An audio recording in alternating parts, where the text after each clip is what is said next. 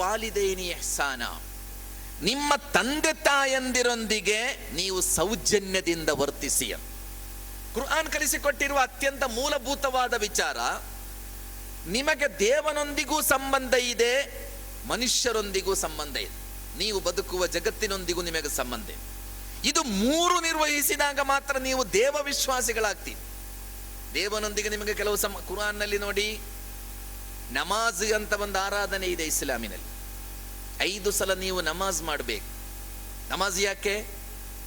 ನಮಾಜ್ ಯಾಕೆಂದರೆ ನಮಾಜ್ ನೀವು ಮತ್ತು ದೇವನ ಮಧ್ಯೆ ನಡೆಯುವ ಸಂಭಾಷಣೆ, ಅದು ದೇವನಿಗೆ ನೀವು ಮಾಡುವ ಆರಾಧನೆ, ದೇವನೊಂದಿಗೆ ನೀವು ನೀವು ಬೇಡುವ ಪ್ರಾರ್ಥನೆಗಳು, ನಿಮ್ಮ ಬೇಡಿಕೆಗಳು. ನಮಾಜ್ ಮಾಡಿ ನೀವು 5 ಸಲ. ನಮಾಜ್ ಎಂಬುದು ದೇವನ ಹಕ್ಕದು, ನೀವು ಮಾಡಲೇಬೇಕು. ಕುರ್ಆನ್ನಲ್ಲಿ ನಮಾಜಿನ ಜೊತೆಗೆ ನೀವು ಜಕಾತ್ ಕೊಡಬೇಕು ಅಂತ ಕೂಡ ಹೇಳಿ.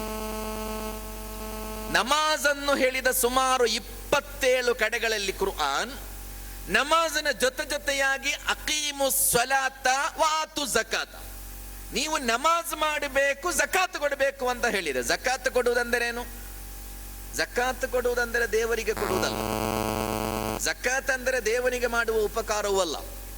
ಜಕಾತ್ ಅಂದರೆ ನಿಮ್ಮ ಸಂಪತ್ತಿನಲ್ಲಿ ಒಂದು ನಿರ್ದಿಷ್ಟ ಅಂಶ, ಅದು ಬಡವರ ದುರ್ಬಲರ ಹಕ್ಕಾಗಿದೆ, ಅದನ್ನು ಅವರಿಗೆ ಕೊಟ್ಟು ಬಿಡಿ ಎಂದು ಕುರ್ಆನ್ ಹೇಳಿದೆ. ಜಕಾತ್ ಕೊಡದಿದ್ದರೆ ನಿಮ್ಮ ನಮಾಜನ್ನು ದೇವನು ಸ್ವೀಕರಿಸುವುದಿಲ್ಲ ಎಂದು ಕಲಿಸಿಕೊಟ್ಟರು ಪ್ರವಾದಿ ಮುಹಮ್ಮದ್ ಮುಸ್ತಫಾ ಸಲ್ಲಲ್ಲಾಹು ಅಲೈಹಿ ವಸಲ್ಲಂ. ನೀವು ಕೇವಲ ದೇವನ ಹಕ್ಕನ್ನು ಮಾತ್ರ ತೀರಿಸ್ತೀರಿ, ಮನುಷ್ಯರ ಹಕ್ಕುಗಳ ಬಗ್ಗೆ ನಿಮಗೆ ಯಾವ ಕಾಳಜಿಯೂ ಇಲ್ಲ. ನೀವು ಜಕಾತ್ ಕೊಡುವುದಿಲ್ಲ ಎಂದಾದರೆ ನಿಮ್ಮ ಈ ನಮಾಜನ್ನು ದೇವನು ಸ್ವೀಕರಿಸುವುದಿಲ್ಲ. ಅದೆರಡು ಜೊತೆಯಾಗಿರ್ಬೇಕು. ಅಂದರೆ ಮನುಷ್ಯನ ಹಕ್ಕುಗಳು ಮತ್ತು ದೇವನ ಹಕ್ಕುಗಳು ಇದೆರಡು ಜೊತೆಯಾಗಿರುವುದಾಗಿದೆ ಧರ್ಮ ವಿಶ್ವಾಸ. ಧರ್ಮ ಅಂದರೆ ಏನು ಅಂತ ಕೇಳಿದರೆ, ಆಧುನಿಕ ಸಮಾಜದಲ್ಲಿ ಧರ್ಮ ಅಂದರೆ ಅದು ಆಧ್ಯಾತ್ಮಿಕ ವಿಚಾರಗಳ ಬಗ್ಗೆ ಚರ್ಚೆ ಮಾಡುವ ಸಿದ್ಧಾಂತಗಳನ್ನು, ಅದಕ್ಕೆ ಮನುಷ್ಯನ ಬದುಕಿನೊಂದಿಗೆ ಯಾವ ಸಂಬಂಧವೂ ಇಲ್ಲ.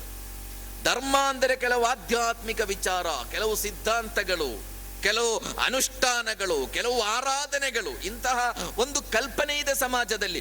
ಕುರ್ಆನ್ ಈ ಕಲ್ಪನೆಯನ್ನು ವಿರೋಧಿಸ್ತದೆ.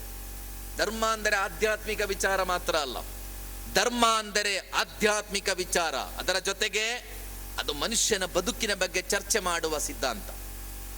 ದೇವನ ಹಕ್ಕನ್ನು ಹೇಗೆ ಹೇಳಿದೆಯೋ ಅದೇ ರೀತಿಯಲ್ಲಿ, ಅಷ್ಟೇ ನಿಷ್ಠುರವಾಗಿ, ಅಷ್ಟೇ ನಿಖರವಾಗಿ ಕುರ್ಆನ್ ಮಾನವನ ಹಕ್ಕುಗಳ ಬಗ್ಗೆ ಕೂಡ ಪ್ರತಿಪಾದಿಸಿದೆ.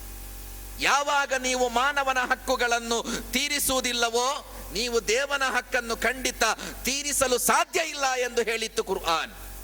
ಒಂದು ಆರೋಗ್ಯಪೂರ್ಣ ಸಮಾಜ ಆಗಬೇಕಾದರೆ ಹಾಗಿರಬೇಕು.